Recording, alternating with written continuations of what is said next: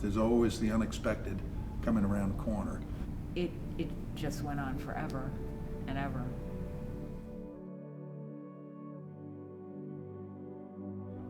Who are you now today, like, as everyone might know you? Mike Arteaga.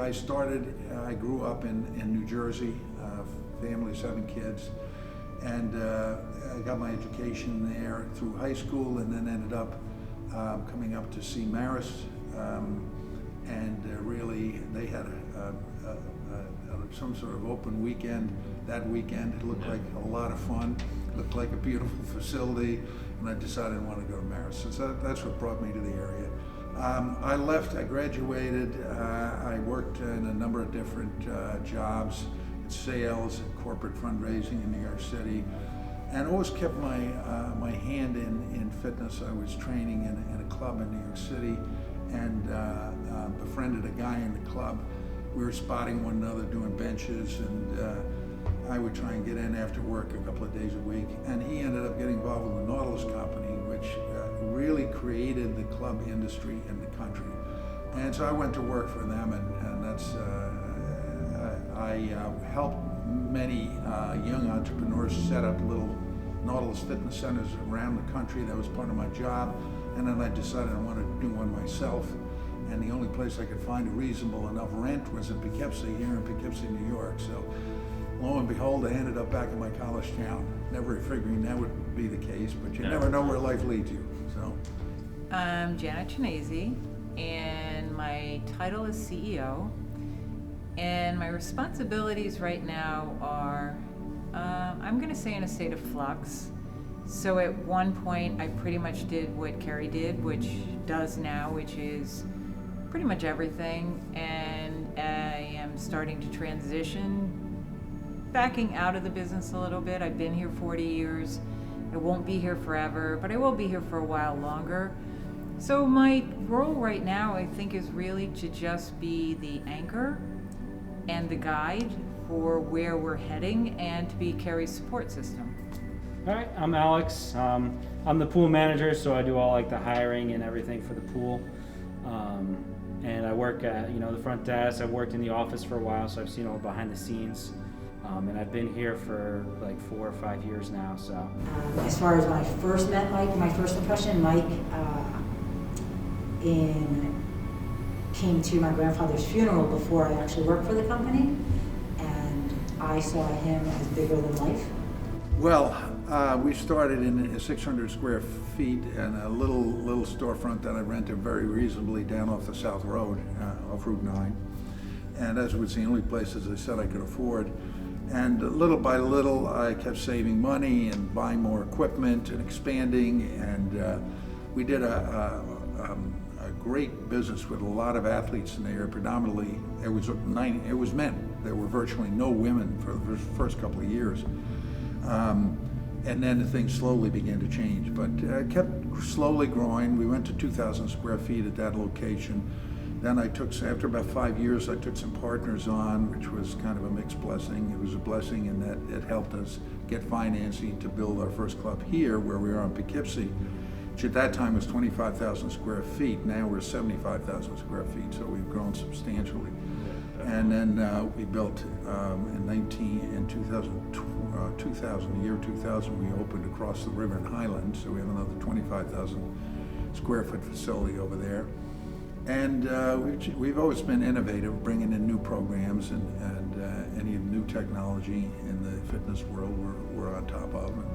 And fortunately, we've been able to generate enough profits that we were able to self-finance a lot of construction. Some we borrowed for, but mostly we self-financed, and have grown over the years and to what we are now. As a local business owner, in the New York area, obviously, so what were your first thoughts, like, when all this started spreading, like when they started talking about COVID-19, and then it's starting to multiply and starting to spread across America? Like, what were your first kind of thoughts?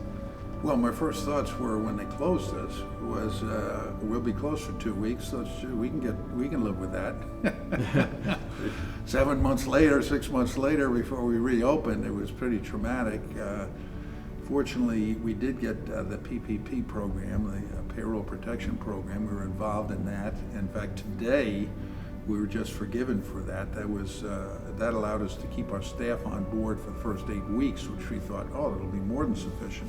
Mike really fought for the loan, so they were able to pay us while we were shut down, which was a huge help for, I know a lot of people. So I know that aspect of it was, really nice not to really have to worry about that.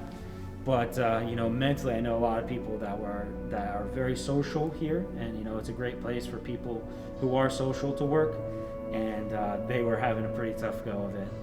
I know Mike, he was having a tough time because he started this business 40 years ago. This is his baby, and he hates seeing it shut down, but he also he loves the community, and like his big thing here is helping the community. It's not just make as much money as you can. He really cares about getting people in and getting people healthy, and I know that was really having an effect on him, that people weren't able to come in and work out and keep up their routines. So I know that definitely had that kind of effect on him. I mean, all this time, no one would have ever guessed we'd be closed for almost 7 months. And it's been a real struggle. I felt sad about everyone who had to struggle, who didn't have money in the bank, didn't have a car that worked, and if it broke down, you knew you could get it fixed. It was hard to watch. But one of my things I learned in business, I joined an industry roundtable early on, and we're with some of the top operators in the country. And one of the things that the moderator would always harp on, and I thank him for that, is be prepared. Be prepared, because there's always in business or in life, there's always the unexpected coming around the corner. The way Mike has, and his mentality towards the business has been, it's just been, for the future, and he's planning for the future and what's next. So I honestly, not for a second did I doubt we would ever be coming back. So we have always been in a situation where we've built up an emergency backup system, and never thinking we'd use it. And it was obviously a blessing, with this, because this just came, as he used to say, there's a silver bullet out in the universe headed for your head. And one day it's going to break through the atmosphere, so you better be ready. And fortunately, we have been. It's a challenge. It's quite a challenge, particularly in our industry. For so many industries, but our industry, restaurant industry, hotel industry, many industries, it's really a very, very tough challenge. And now you already mentioned that, like when the shutdown did happen, at first you kind of thought, oh, this will only last like a few weeks and we'll be, back. Or did you have any other thoughts when it started, and then as it kind of developed into this more like, this is going to be a while, like did those thoughts change? Did you kind of have like more realizations? Well, yes. I mean, it went from, one of my favorite authors is a business author, is a gentleman named Simon Sinek. And he talks, and one of his latest books is called The Infinite Game. And it's ironic how things come to you, when the timing is right in life. And I had just finished his book in March.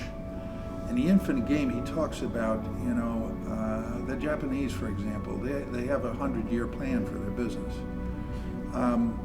Their goal is to not always be on top. Their businesses, yeah, sure, you'd like to be on top, but what is on top? How do you measure it? The real measure of success is how long you're around for, how long you're able to maintain, take care of your employees, continue to improve. Business is an infinite game. There's no winner or no loser. And I remember reading that and thinking, as this thing began to drag on, this is a test of the infinite game. We're in survival mode, and that's what it's about. The ones that are going to survive are the ones who are prepared for that infinite game. And this is a real test to see who is and who isn't. And for you personally, we have, how did that affect you, for the business standpoint of it, but also on like a personal level? Like how is this kind of affecting you, just knowing that you the business wasn't open and that things were a lot different, or they were gonna be? Well, it works on your mind. If you're not careful, you begin to despair. I mean, you have to stay focused on moving forward, one foot in front of the other, and keep going. I found it easy to cry over anything. I could cry over, the numbers went up, the numbers went down. When we flattened the curve, I cried. When they said there's a vaccine, I cried. It was just like it's changed our lives. I miss traveling. I miss groups. I miss going to the fair. I miss being around people. It would be nice not to worry for a week. But it's a very challenging time. Obviously, you read all the stories about the mental challenges everyone are going through in this trying time. So, particularly in business. But what allows me to sleep at night is the fact that we prepared for it. And you can never prepare for everything, but I think we're pretty well prepared for this. So, without that, it would be pretty difficult. I mean, and as the time dragged on, where they kept, postponing reopening, and then I know gyms were very far into the governor's plan of reopening businesses. And when you kind of kept learning about things like that, did you find it just hard at times to kind of stay in that positive mindset, it's gonna be okay, we're gonna get through this? Or did you find it hard, that you thought that there was a lot kind of stacked against you and the business as a whole? Yeah. Well, you fall back on different things you learn, but yes, I mean, it's very, very trying, and it doesn't want to drag you down. But when you've got a team and you're part of a team and they rely on you, it becomes really important that you keep yourself up. People watch you and watch what you're doing, and are you despairing? Should I despair? I don't know. Mike seems to feel we're going to get through this, which of course we are. So I think leadership and our leaders, we've got a team of leaders. We have to maintain, no matter what we feel momentarily, we have to maintain a real bright side and positive attitude. One of the things that I fell back on was a book I read about the Shackleton expedition. But you have to keep yourself up and keep moving forward, and this too will pass. We will get through it. And you were just talking about how you're the leader. You are it's your gym. It's Mike Arteaga's Health and Fitness Center, and especially during a time as trying as this one, and especially during the shutdown and everything, did you find it hard knowing that all these people were kind of looking at you Mike, what are we gonna do? Is everything gonna be okay? The income, and did you find it sometimes you didn't know what to say, or what because you weren't sure of something? Well, you go through moments where you're not sure, but you just have to keep moving forward. And I've always found I have me and my boys have the same thing. We have the genes that my parents gave us, that we seem to do well under pressure. I've always seemed to thrive under pressure. Sometimes that you almost feel better. You feel like, okay, I've got this goal, and we're going to get through it. And so, yeah, I mean, you'll have feelings of desperation, but you also know that a lot of people are relying on you. It's not just you. You can't think about yourself. You have to think about your members. You have to think about your staff, and you need to get to that goal. There is no other option. You need to get to the goal. There's no other option. Exactly.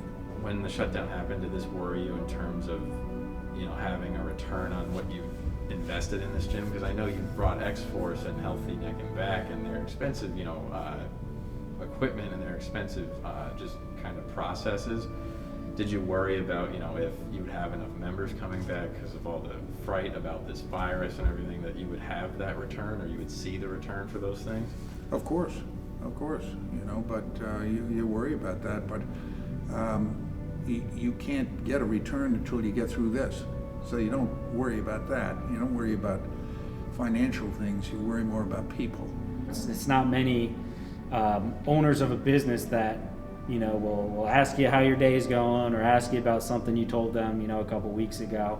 And he's just always been such a nice guy, and really cares about all of his employees, really cares about his business, and really cares about the community. So it's been an amazing experience working with Mike.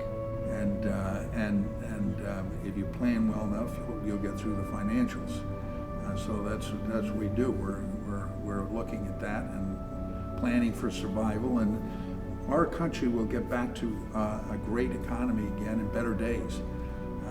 We'll all get through this. It's not like we're not going to have any restaurants in the future, we're not going to have any clubs or anything else. We'll get through it. But it's just a matter of staying focused on the goal. Right now, it's the next day and the next couple of months. You worry about the future, and I'm sure that will take care of itself, but we need to get out of the swamp with the alligators first. Absolutely. We were preparing. Janet and I had been buying cleaning supplies from April, thousands and thousands of dollars. So we had been preparing the entire time. We didn't know exactly what we were preparing for, but we were definitely preparing. So we're talking about the future of the gym and the future of the country and everything. I mean, how do you feel about the future of the gym and like the way your life's headed with everything, and how are you feeling about the future? Are you optimistic about it? Do you think that this, like you've been saying already, it will pass, and you think that you'll have a full recovery with the business and everything will be back to like the way it was before all this happened? Well, usually what happens when there's a real trial like this, you end up better off. If you survive it many times and you're smart, you end up better off than you were before it. It's tough to see that when you're being chipped away at and everything is negative. But we learn a lot from these experiences. We improve. We see, any business that's smart comes out of it with a new goal and a new enthusiasm, and certainly oftentimes ends up better than they were to begin with.